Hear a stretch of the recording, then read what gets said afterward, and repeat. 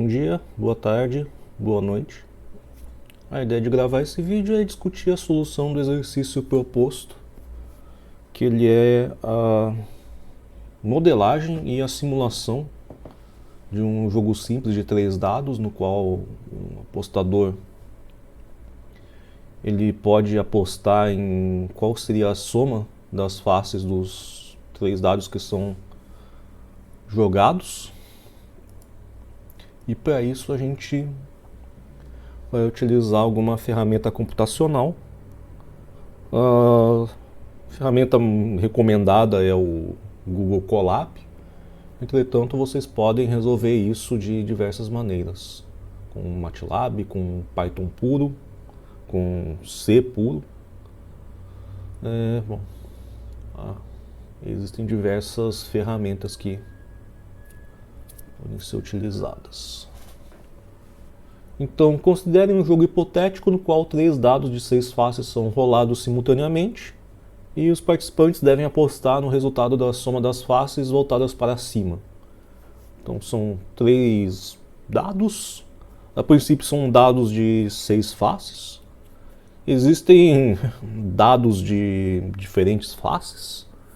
Quem é entusiasta de RPG de mesa já deve ter entrado em contato com dados de 4, de 8 faces, de 12 faces, de 20, e eu vi uma vez na vida só um dado de 100 faces. Praticamente uma bola aqui, uma bola gigante. Inclusive ele demora bastante para parar. Então, basicamente, o que a gente está seguindo é o passo a passo da modelagem de um experimento aleatório. Inicialmente a gente define o espaço amostral, em seguida a gente define um espaço de eventos, que seriam exatamente eventos importantes dentro do fenômeno no qual você deseja determinar as propriedades, em geral probabilidade e valor esperado. No caso a gente só consegue tirar a probabilidade nesse caso. E finalmente mapeamento de medidas de probabilidade para cada elemento do espaço amostral, de maneira a simular, modelar algum fenômeno aleatório encontrado na natureza da maneira mais precisa possível. Então eu optei por utilizar aqui o Google Colab, exatamente por causa da possibilidade de gerar comentários aqui em trechos do código. Não comentários, mas seria blocos de texto mesmo.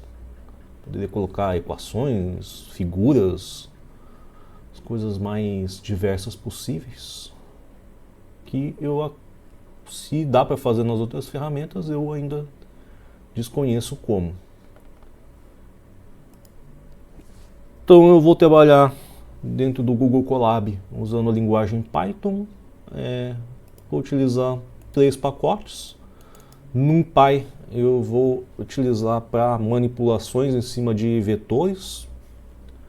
Matplotlib eu vou utilizar para exatamente na exibição de algum resultado que eu ache relevante aqui durante o desenvolvimento.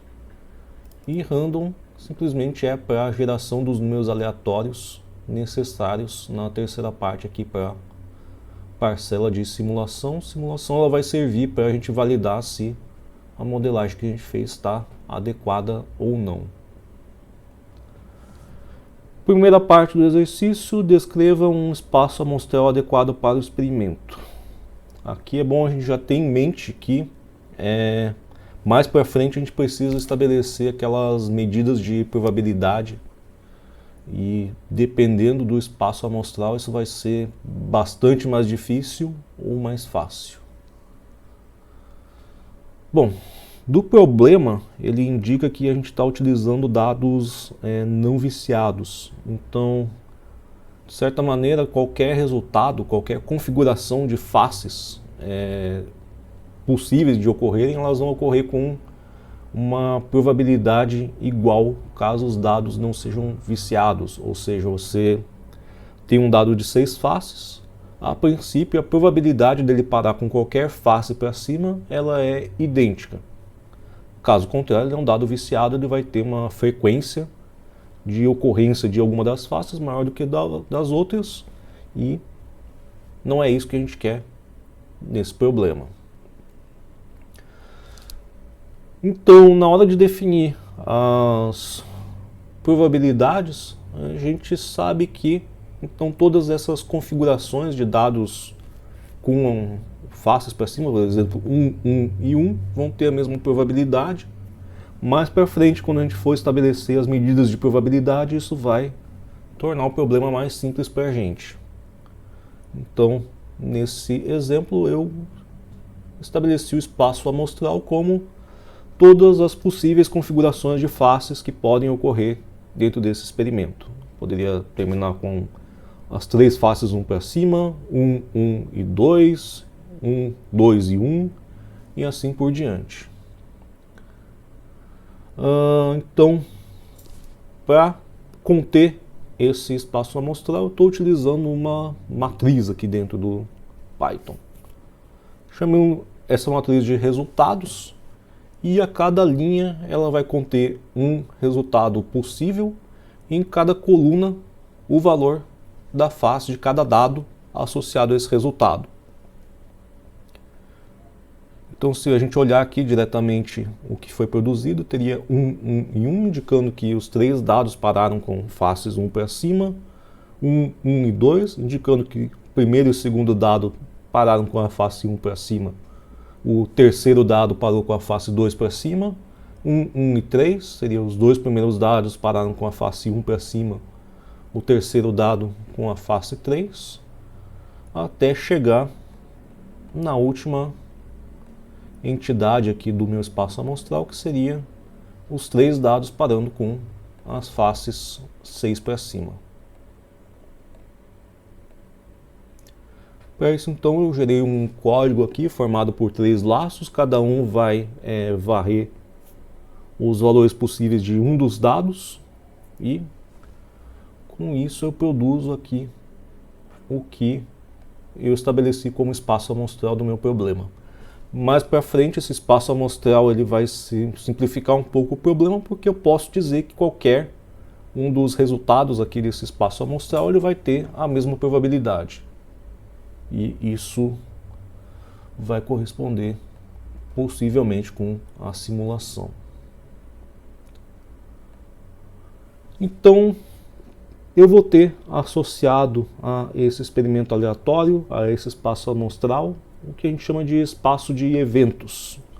No caso, eu não estou interessado necessariamente em quais faces que estão voltadas para cima. Para fins do experimento, se eu parar com as faces, por exemplo, 1, 1 e 2, esse resultado ele vai ser tratado da mesma maneira que se eu tivesse um resultado que, ao invés do terceiro dado com a face 2 fosse o primeiro dado com a face 2 e o terceiro dado com a face 1 para cima. Os dois seriam considerados como a soma foi n igual a 4. Então, para cada um desses membros aqui do espaço amostral, eu estou fazendo inicialmente um levantamento aqui de qual que é a soma dos valores das 3 colunas. Por exemplo, aqui vai ser igual a 3, igual a 4, igual a 5, igual a 6 e assim por diante.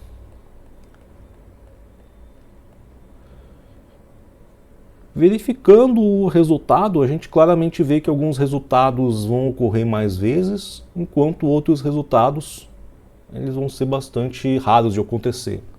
Por exemplo, aqui 18 e 3 vão ocorrer somente uma vez.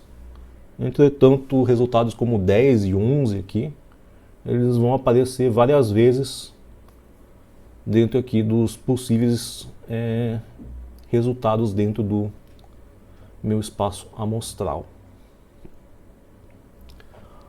A princípio, todos esses resultados eles vão ter a mesma probabilidade de ocorrência, e além disso, esses resultados eles são mutuamente exclusivos. Não é possível que o dado pare ao mesmo tempo com as 3 faces iguais a 1 e que os dados terminem com as 3 faces iguais a 6. Então, existe essa exclusividade mútua. Portanto, a união dos eventos aqui, por exemplo, de dados terminarem com a soma das faces iguais a 10, a probabilidade disso ocorrer vai ser a soma das probabilidades individuais de cada resultado que implica na soma das faces ser igual a 10.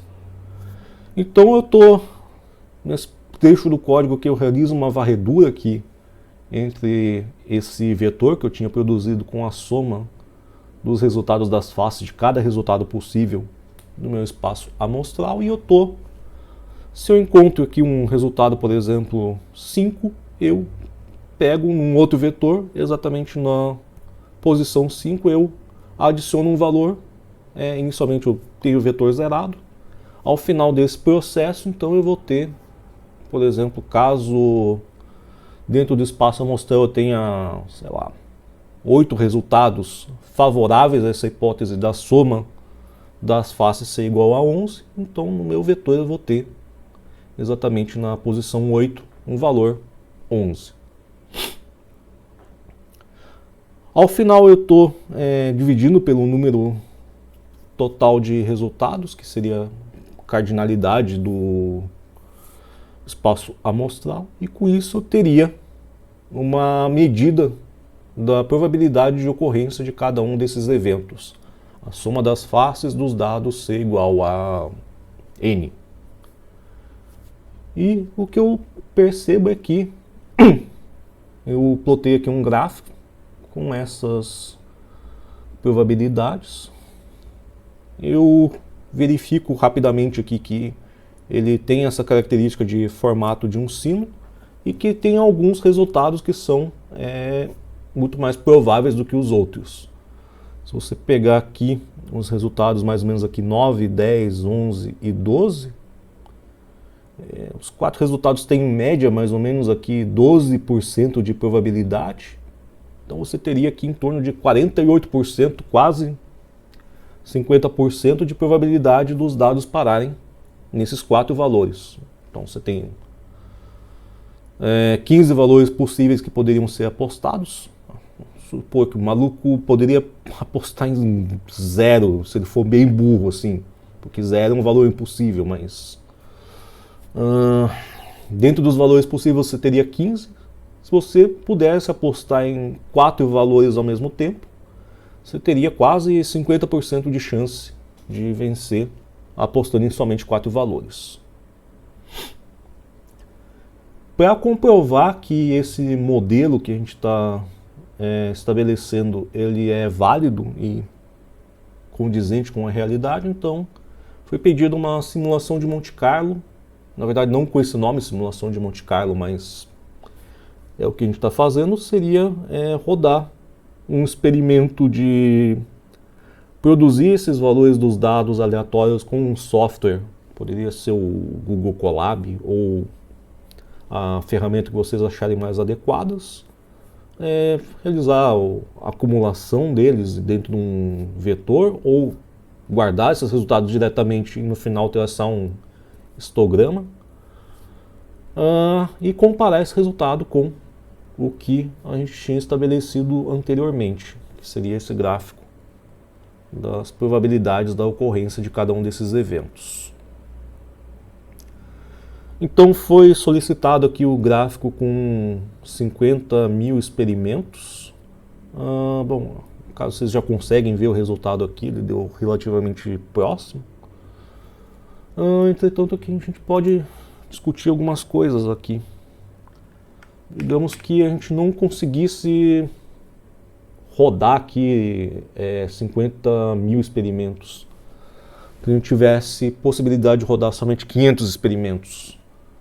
Eu posso dizer que se você rodar somente 500 experimentos, a aproximação entre o seu resultado experimental, tem que rodar tudo aqui, calma lá, entre o resultado experimental e a previsão que a gente fez teórica, ele não vai ser muito boa, que é o que a gente está vendo aqui. No caso, em azul, a gente tem o gráfico das probabilidades que a gente estabeleceu segundo a abordagem clássica, e em vermelho a gente tem a probabilidade que a gente está medindo a partir do experimento da simulação de Monte Carlo. A gente vê que para diversos valores aqui existe uma discrepância entre o valor previsto e o valor efetivamente observado. Para 5.000, o valor da aproximação ele já deve ser bem melhor do que para 500. Entretanto, a gente consegue, por inspeção visual, verificar que o valor não está exatamente em cima do que a gente estava prevendo. Para 50K, o valor está quase em cima, e a tendência é que, se a gente aumentar aqui, esse valor acabe se aproximando cada vez mais do valor previsto. Isso é o que acontece dentro aqui do estudo de processos estocásticos. A gente consegue muitas vezes realizar inferências sobre o comportamento de um grande número de amostras, mas a previsão para uma amostra ainda é complicada, uma vez que os dados são aleatórios. Uma das vantagens de trabalhar com o Google Colab é que o processamento ele ocorre remoto. Então eu posso lascar aqui 100 vezes mais do que os 50K experimentos, e a princípio o meu sistema ele não vai ser sobrecarregado, não vai travar o meu OBS aqui durante a gravação. Quem tem que se virar com esse processamento são os servidores lá do Google. Então ele pode ser que ele demore um pouquinho aqui para realizar essa simulação aqui. São 5 milhões de experimentos. Ele ainda está executando.